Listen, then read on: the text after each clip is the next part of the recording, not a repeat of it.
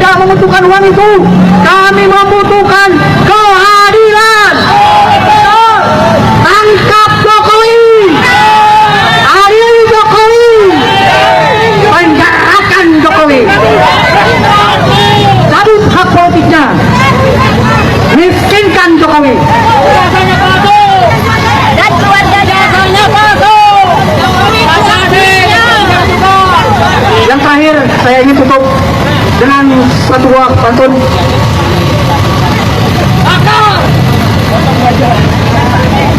Burung walet, burung seriti, kebawa bue mandi di kobangan. Kalau niat sudah mantap di hati, bajingan-bajingan oligarki, penguasa bukan sebuah halangan. Takbir, takbir, takbir. Sallu ala Nabi. Assalamualaikum warahmatullahi wabarakatuh. Terima kasih kepada Kang Didin, dan untuk selanjutnya kami mempersilakan Bapak dari Akademisi U2 atau KTB atau Kang Tinggal.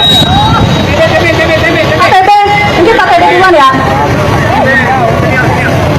Silakan Pak, cerita saat itu U2 juga ada bersama kami di Bawaslu.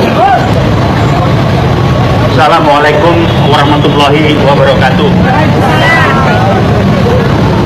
Kami dari UIWAT yang berusaha mewakili jaket kuning sebagai kampus perjuangan, sementara kampus kami sendiri di Brangus tidak bisa berbunyi keluar. Tolong dipahami. Nah, yang lain yang ingin kami sampaikan adalah bahwa kita sebagai bangsa dan negara menjadi kacau balau ribut begini sejak Jokowi menjadi presiden, ditambah lagi 2 periode. Kenapa? Saya berani mengatakan Jokowi adalah PKI yang bersembunyi dan tampil yang saya sebut dengan PKI gaya baru. Apa dasar saya bilang dia PKI? PKI udah di Brangus, maka dia muncul dengan PKI gaya baru. Salah satu pernyataan yang tidak ditanggapi oleh masyarakat secara serius pada waktu dia masih jadi presiden tahun 2024 di bulan Februari lewat salah satu Kepersian nomor 8 menyatakan dalam peristiwa G30S65 PKI adalah korban. Tolong dicatat, dia berani bilang PKI adalah korban. Untuk itu keluar Kepres dan Impres bagaimana negara membantu membiayai keluarga-keluarga merehabilitasi namanya, dan keluarga-keluarga harus disantuni oleh negara. Oh, ini nggak diangkat. Orang-orang mereka membelokkan ke oligarki. Oligarki itu nggak ada bapaknya. Kenapa yang kita diangkat Jokowi PKI gaya baru? Itu yang diangkat. Jangan mau dibelokkan ke oligarki, nggak ada urusan itu. Riset 2015 dipaparkan bahwa PKI akan nyusup dan mengendalikan Polri. Kebukti sekarang. Coba Polri kalau hijau sedikit diganti lain. Terus sedikit itu orangnya Jokowi, satu kampung lagi di Solo sana. Selama nggak diganti ya kan begini jadinya. Apalagi DPR disusupi, nggak berbunyi wakil rakyat kita. Jadi 2 ini aja, tolong cek. Presiden-presiden kita sebelum Jokowi pernah bikin ribut nggak negara ini? Bangsa ini nggak pernah. Sejak Jokowi bikin ribut terus. Itulah upaya PKI yang baru, dendam yang dia sedang usahakan terus pada kita menumpas PKI G30S PKI tahun 65. Sayang alami. Dan Jokowi terus bermain dengan PKI gaya barunya dengan bermainkan anaknya Ciplang, Bakabumi Raka, Ciplang Aplongo, matanya mata ini apa namanya narkoba, coba didorong ke atas dengan segala macam. Jadi akan lakukan. Terima kasih. Memang Jokowi mesti dikerangkeng. Jadikan dia satu-satunya mantan presiden Republik Indonesia yang dikerangkeng seumur hidup. Uang pengusapan, rusak kambangan yang merusak bangsa ini. Tolong cek data utang kita sejak Jokowi. Kita nggak tahu. Kita akan diadu dengan aparat. Tahu saya. Saya 65-66 ikut. Saya tahun kedua di Fakultas Ekonomi UI, ngalamin saya. Kita ngaduin PKI jelas. Ini PKI kayak baru, yang namanya Jokowi. Saya kenal beliau, approach-nya hebat, orangnya kayaknya rendah hati ini segala macam. Tapi main duitnya luar biasa. Nyetor uang haji. Yakut ngomong itu. Kok ini didemin? Jaringan dia masih bermain. Siapa sih rekap? Kok bisa Gibran muncul lagi? Nah, sekarang udah diturunkan lewat putusan MK, dia boleh nangis Bombay. Jadi tolong melihat lebih luas, jangan kita dibodohin, dibelokkan dengan sibuk dengan oligarki. Enggak ada urusan. PKI gaya baru adalah Jokowi. Pada waktu zaman Jokowi lah, ingat ada kasus Kanjuruhan kilometer 50. Kok nggak bisa jelas sekarang? Polisi ditutupi. Siapa Kapolrinya ketika kasus kilometer 50? Orangnya Jokowi itu. Saya nggak usah sebutkan namanya. Jadi kami hanya ingin mengingatkan Anda-Anda, jangan sampai kita mau diadu domba oleh Jokowi kepada aparat dari kepolisian. Kita hargai mereka menjalankan tugas sesuai dengan apa yang dilakukan, bukan kita harus diadu polisi dijelek-jelekin. PKI gaya baru bermain Jokowi, saya ulangi lagi, PKI gaya baru. Jangan sampai kita mau dialihkan ke oligarki, nggak ada urusan aguan oligarki ya. Oke, halo teman-teman, kembali lagi bersama saya di channel ini, yang dimana kita akan membahas beberapa tanggapan ataupun komentar-komentar teman-teman kita netizen dari cuplikan video yang baru saja kita tonton, teman-teman. Nah, di sini ada beberapa hal, ya, kita melihat bahwa di sini bukan sekedar keributan biasa. Ini adalah gelombang besar demonstrasi, gerudukan massal yang melibatkan ribuan, bahkan puluhan ribu orang yang berdatangan dari berbagai penjuru. Mereka berkumpul, berteriak, dan menuntut satu hal, pertanggungjawaban. Kemarahan mereka sudah memuncak, suara teriakan terdengar sampai ke dalam rumah. Pagar, gerbang, pintu semua didobrak, digedor, dan dipaksa masuk. Ya, suasana begitu mencekam, begitu panas, dan begitu penuh tekanan.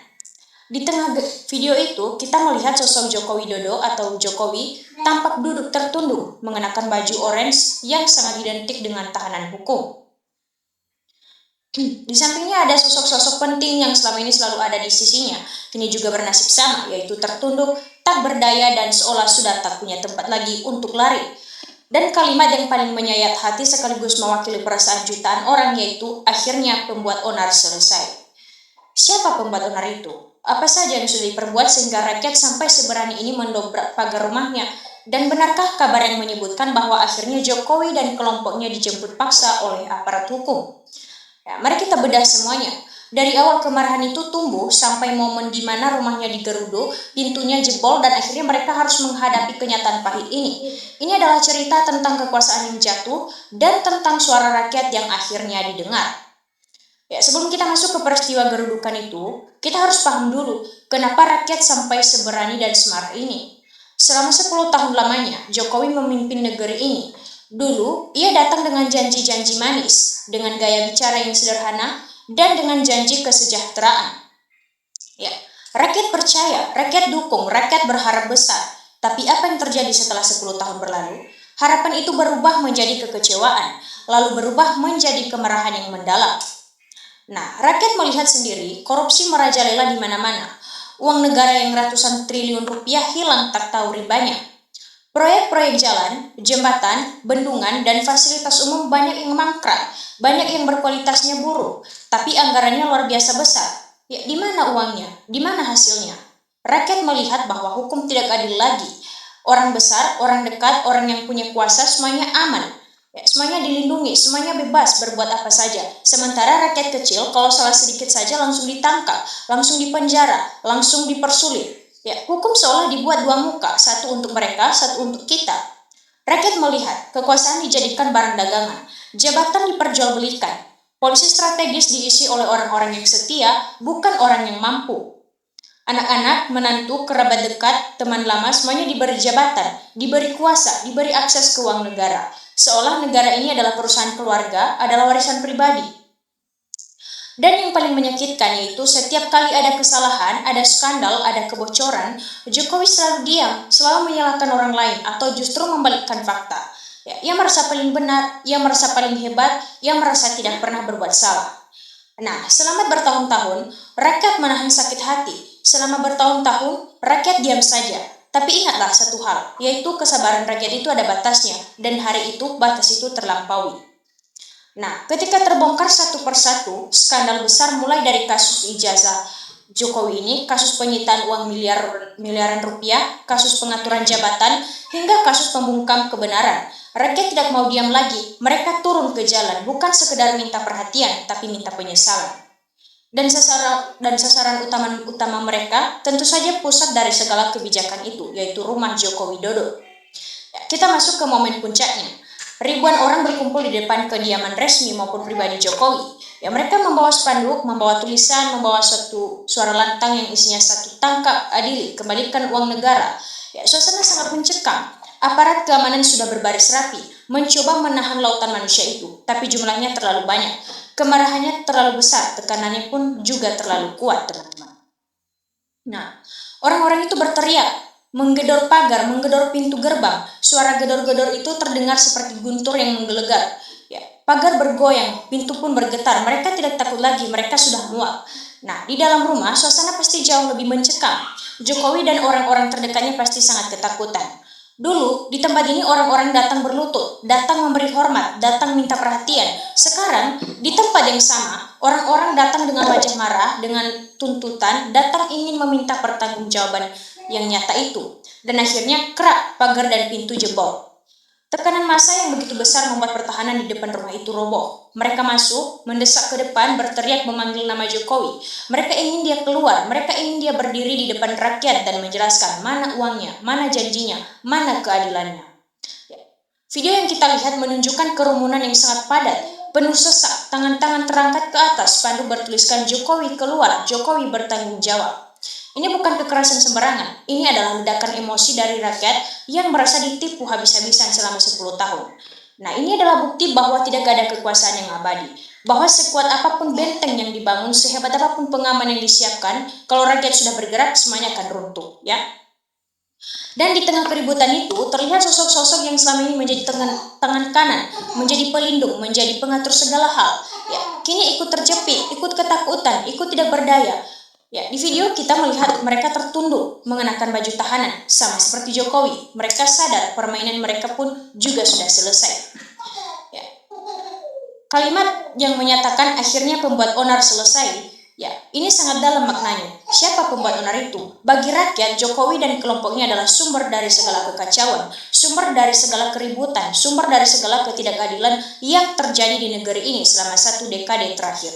Nah, mereka yang membuat aturan yang membingungkan, mereka yang membuat hukum jadi kacau balau, mereka yang membuat persatuan bangsa terbelah, mereka yang membuat rakyat menderita sementara mereka sendiri hidup mewah, kaya raya dan berkuasa sewenang-wenang. Dan sekarang kalimat selesai itu menjadi kenyataan. Apa artinya selesai? Artinya masa kekuasaan mereka sudah habis, artinya masa-masa mereka berbuat semena-mena sudah berakhir. Ya, artinya tidak ada lagi yang melindungi, tidak ada lagi yang menutupi, tidak ada lagi yang bisa membungkam kebenaran.